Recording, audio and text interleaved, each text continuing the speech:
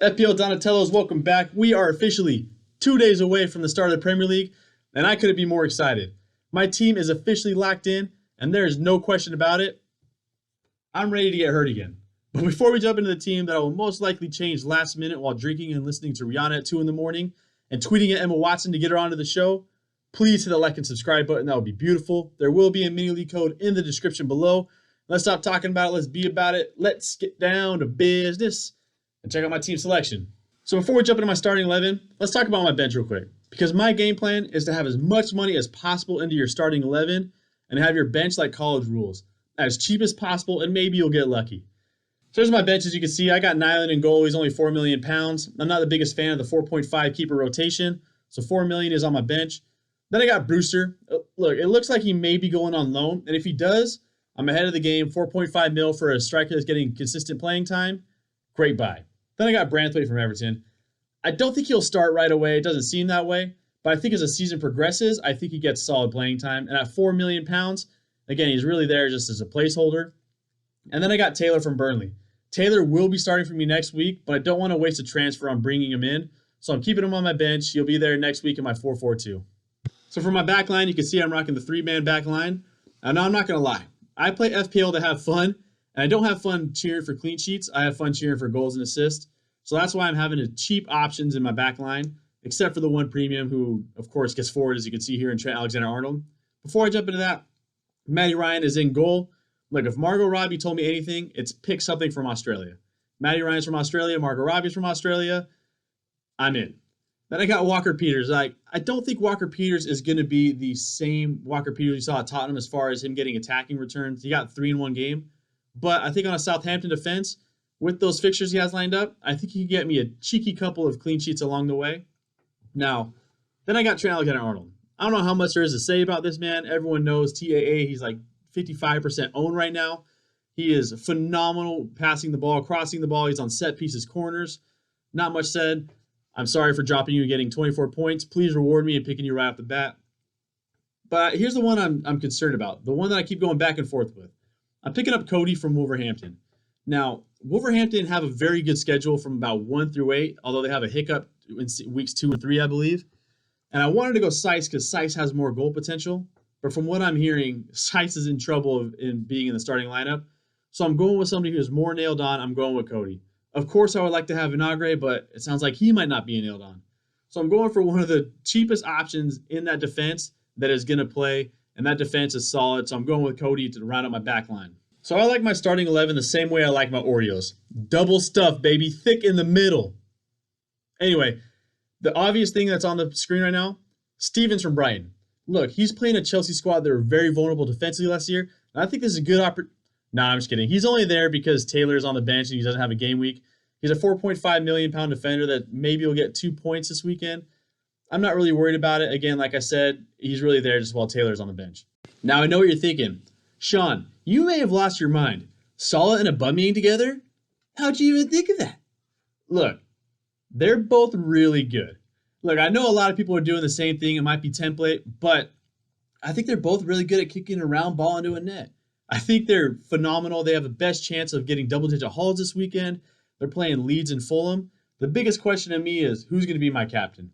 I think right now I'm leaning to Salah because I just don't want to back the early kickoff in Aubameyang. But I don't know. Who do you guys think I should captain? Maybe I'll just go with the highest like comment will be my captain.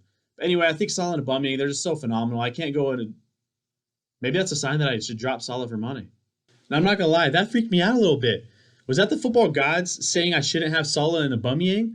Or was that them just saying Barcelona are a dumpster fire? Anyway, let me know what you think. Who should I captain, Salah or Aubameyang? So then I have the man who I captained last year, and he rewarded me with a -2 because of red card. Son from Tottenham. And this is not biased because I've been watching All or Nothing. Look, last season I told myself, if he is anything less than 9.5 to start the season, and he has a great run of fixtures, get him into your squad. But somehow I'm still trying to find a way to get him out. Look, I think he's a phenomenal player, but what worries me is him with Jose and Harry Kane. He just doesn't look like the same player, and I am nervous about that. And I'm not going to lie, if Pulisic was healthy, Pulisic would be the pick, no-brainer. I'm not just saying that because I'm American, even though I'm rocking a Brazilian jersey and a team from Spain on the wall. But I think Pulisic would be the pick, maybe even Ziyech, but Ziyech is hurt, Pulisic is hurt. So for now, it's going to be Son. Now, I'm not going to lie. If Son does go off this weekend, I'm not going to get rid of him. Now, at 5.5, I'm going with Saka from Arsenal. Yes, I could go St. Maximin, but I'm going to go for a bit of a differential here. I'm going with Saka.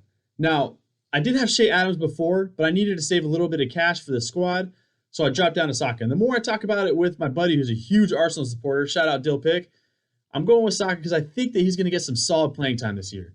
In fact, when I watched him last year, I'd always think, this dude can ball. And it seems like Arteta thinks the same way. Maybe it's not so much a case of if he's going to play, it's going to be when. Now, even when he played left back last year for the majority of the season, his goal involvement per 90 was still 0.3. That's every 3 games he's getting in return, which is not bad for someone so young and playing left back. If he has a chance to play more wing, more maybe attacking mid, I think we can get some solid returns for someone who's only 5.5. Also, Dill Pick, if he doesn't do well, I'm blaming you. Then for my front line, I have 2 forwards who are very near and dear to my heart. Danny Ings from Southampton. Look, last season I bought him at 6 mil and he carried me to my mini league championship. What's up, PJ? Then I have Timo Werner, who almost more importantly took me from Division 2 to Division 1 in FIFA 18 in my college days. I don't know what's more important. Either way, thank you to both of them. So for Danny Ings, I don't know how much there is to be said. He scored 20 plus goals last season. The big concern is he going to stay healthy again this season? But he's playing a Crystal Palace squad that did not look good at the end of the season. And a Southampton squad that have some decent playmakers around him, and I wouldn't be surprised to see him get 9th, 10th place this season. Danny Ings is going to be a huge contributor in that, and I'm not going to lie, he is going to be a placeholder, but I will get into that later. But for now, Danny Ings, he's definitely in my squad. Then I have Timo Werner, who I'm not going to lie, I can see it coming already. I may just give him the captaincy armband, depending on what Rihanna song comes on at 3 in the morning. If I hear Love on the Brain, Werner, here's your armband. Thank you so much and good luck. Now, I don't know how much needs to be said about him. He looks phenomenal. He's on a Chelsea side who are so attacking, and they did nothing but add attacking assets around him in Pulisic, Ziyech, Kai Havertz. They have Ben Chilwell on the left. They have Reece James on the right. I can see nothing but green. I think he's going to get 20 goals this season. And at 50% selection, I don't think I'm the only one. So as far as my Manchester assets, I do have a game plan for them. I'm bringing in Martial game week 2, and I may take a hit to do so. Is it going to be Danny Ings that makes way? Most likely. But if Danny Ings scores a brace this weekend, I can't justify getting rid of him. So I'll probably maybe get rid of Son at that point, drop Son down to 4-5, take a hit, and bring in Martial. That may be what I do. But for now, it's definitely going to be Martial. Then I have Kevin De Bruyne or Sterling that I'm bringing in game week 3. Now the question is who is it going to be for? Now right now I'm probably leaning towards Aubameyang because his schedule gets really hard. But if he looks really good and Salah isn't looking like the Salah that we've known for the past 3 years, I might just drop Salah and bring in De Bruyne.